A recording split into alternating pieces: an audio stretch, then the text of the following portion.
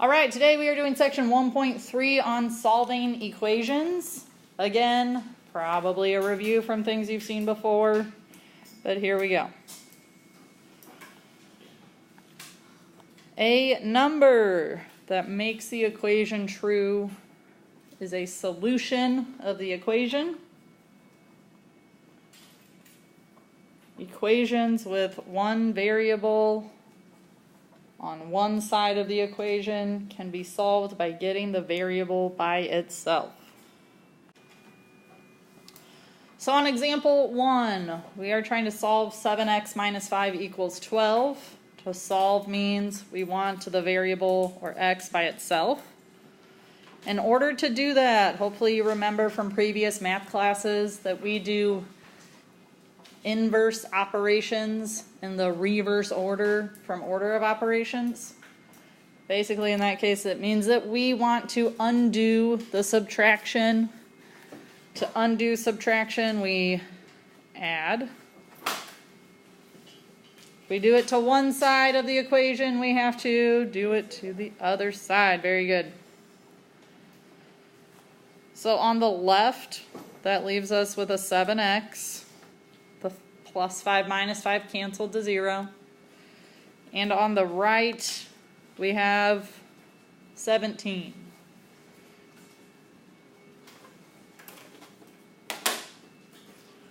To finish solving this, we have to undo the multiplication between the 7 and the x.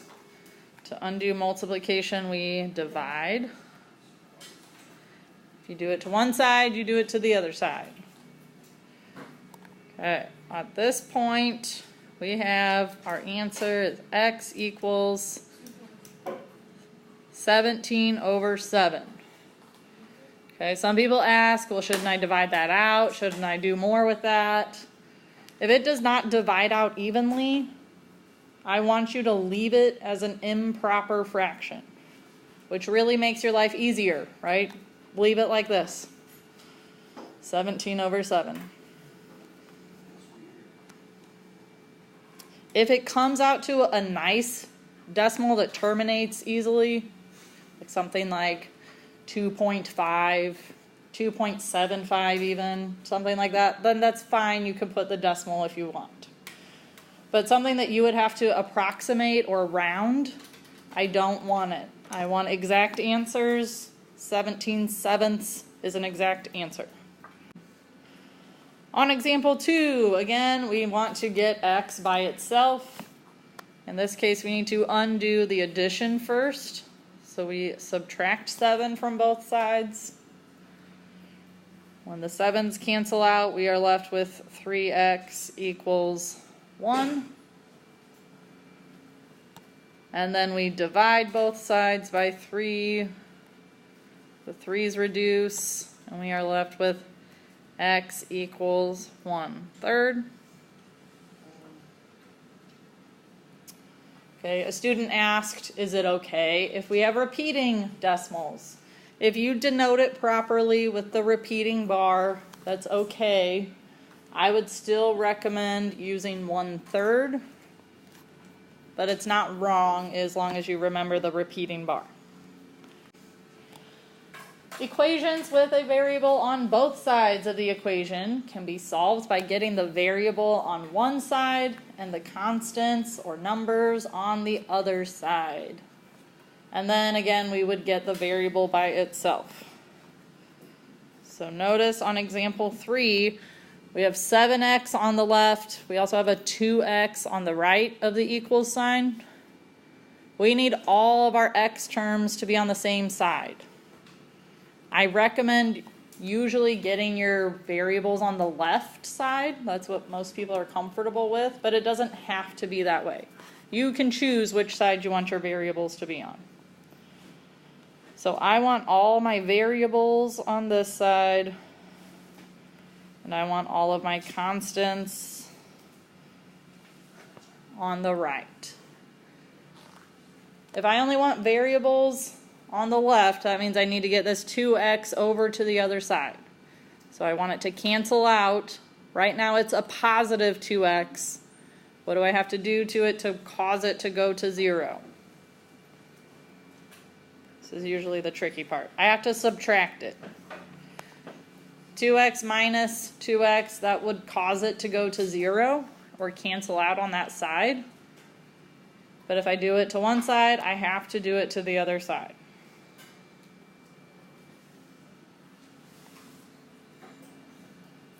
So 7x minus 2x leaves me with 5x plus 3 equals the 2x canceled out on the right hand side. So what I'm left with is a minus 12 or a negative 12.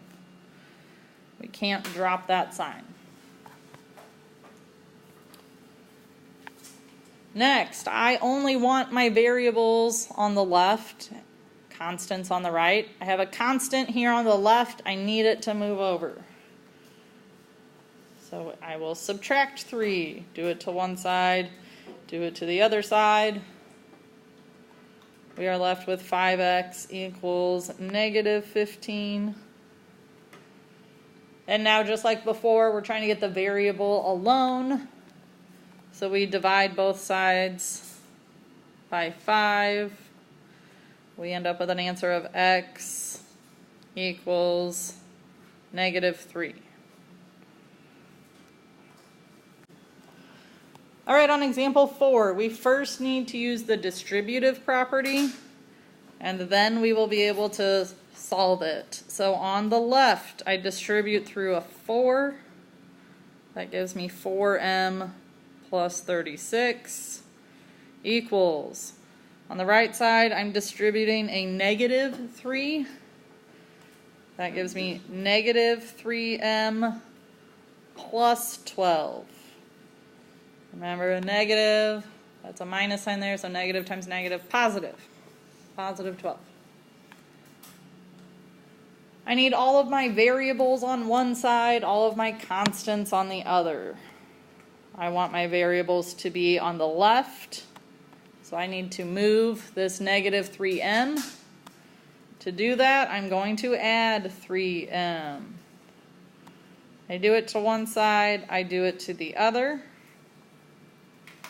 I have 7m plus 36 equals 12. Right? Cancel out those m's. We're left with a positive 12. Next, we're trying to get m by itself. So I subtract 36 from both sides. I have 7m equals negative 24. I divide both sides by 7. And that leaves me with m equals negative 24 sevenths. Again, just leave it as an improper fraction. Don't make more work for yourself. Don't round it. All right, on example 5, again, we have to distribute before we start solving on both sides. When I do that, I have 6t minus 12 equals 18 minus 4t. I want variables on the left, constants on the right. I'm going to add 4t to both sides. That gives me 10t minus 12 equals 18. Just need to get t by itself. So I add 12 to both sides. 10t equals 30. Divide by 10, we get t equals 3. That one you can go ahead and divide because it comes out nicely. All right, for example 6, we have to start off by distributing.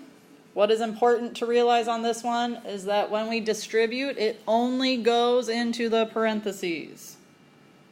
Right? So it's only 2y minus 6. The rest of the whole thing stays the same. Plus 6 equals 70. Now you might notice something wonderful happens here. We have a -6 and a +6 right next to each other.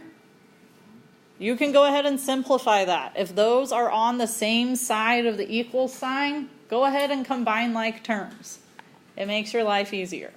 In this case, it makes it really easy because -6 plus 6 goes to 0 and cancels each other out completely. So we're left with 2y equals 70. We divide by 2 to get y equals 35.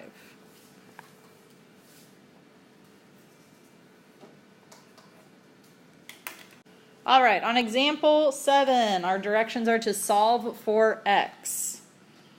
This looks a little intimidating because we have a lot more variables than we did on the last ones, but we're going to use the same steps. So our first step would be to move that 8. Right now it's being added. To move it, we subtract it. If we do it to one side, we have to do it to the other side. So on the left, we still have x divided by a equals, right here we have b minus 8. We don't know what b is, so we can't evaluate it, so we just leave it as b minus 8. All right. Next, we have to get x alone, which means we have to undo division. We undo division using multiplication. So we are going to multiply both sides by a. So when we do that on the left, the a is reduced to 1. So we're left with x equals, I'm going to move the a in front of the parentheses since that's how we usually see it. So x equals a times the quantity b minus 8. That is our answer. On number 8, we are still trying to get x by itself. The start of the problem will be similar to number 7. We first subtract the b from both sides. D minus b, we don't have values for that, so we just leave it as d minus b equals 2x divided by a.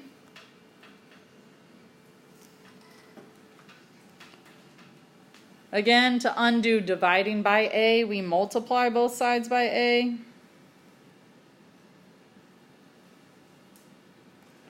So we rewrite that on our next line down.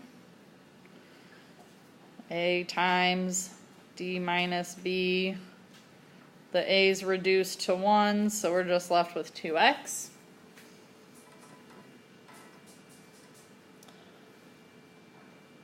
Our last step then is to undo the multiplication between the 2 and the x. To undo multiplication, we use division.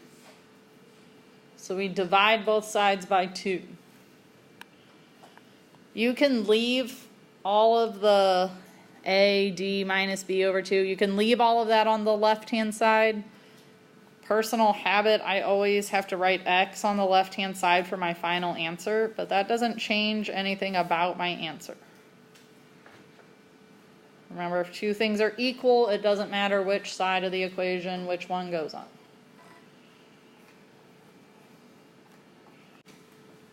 All right, number 9.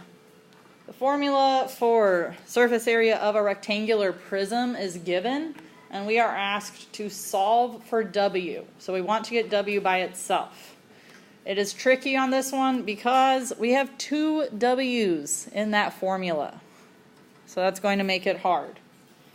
So my recommendation is to start off by getting rid of the parentheses. Many of you will want to distribute first. You can do that, but I wouldn't recommend it. Okay, we're trying to get stuff away from the w's, not get more stuff near the w's.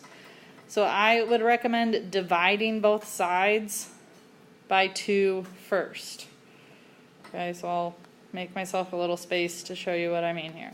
Divide this whole side by 2, that's going to reduce it with the 2 out in front. But if I do it to one side, I have to do it to the other side. So that means we have a over 2 I should write smaller if I'm going to have enough room to do this. That's not that much smaller. A over 2 equals LW plus LH plus WH.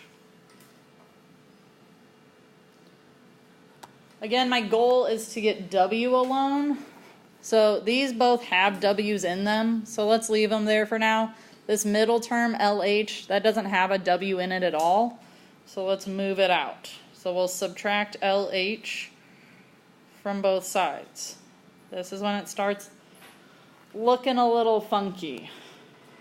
We have A over 2 minus LH equals what we have on the right side now is LW plus WH.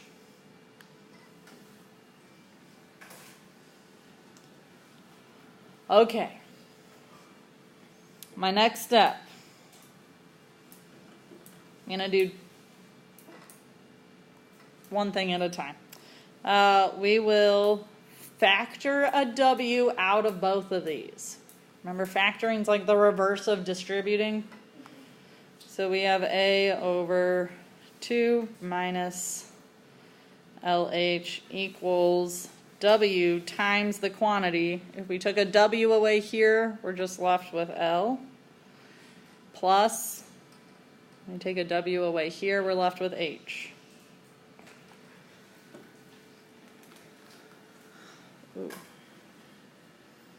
I feel like my minus sign got missed there a little bit, so let me rewrite that side real quick.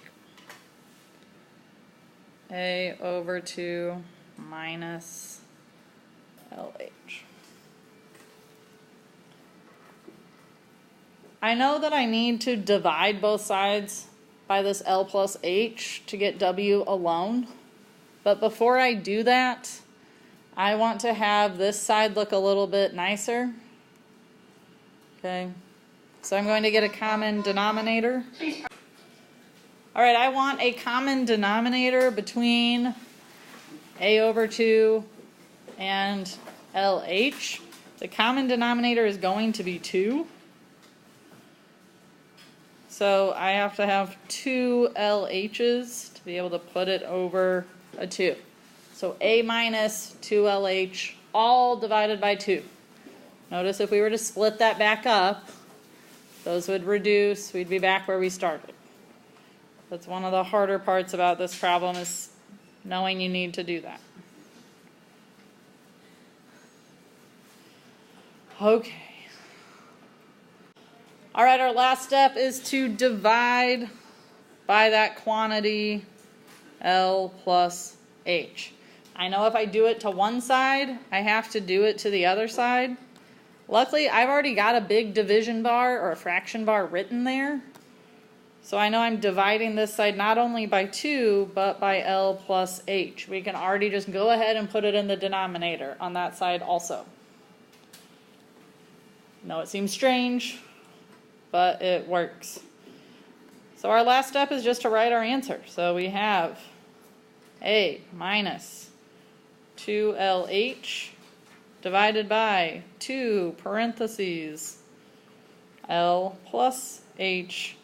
All of that equals W. And that was our goal, was to get W by itself.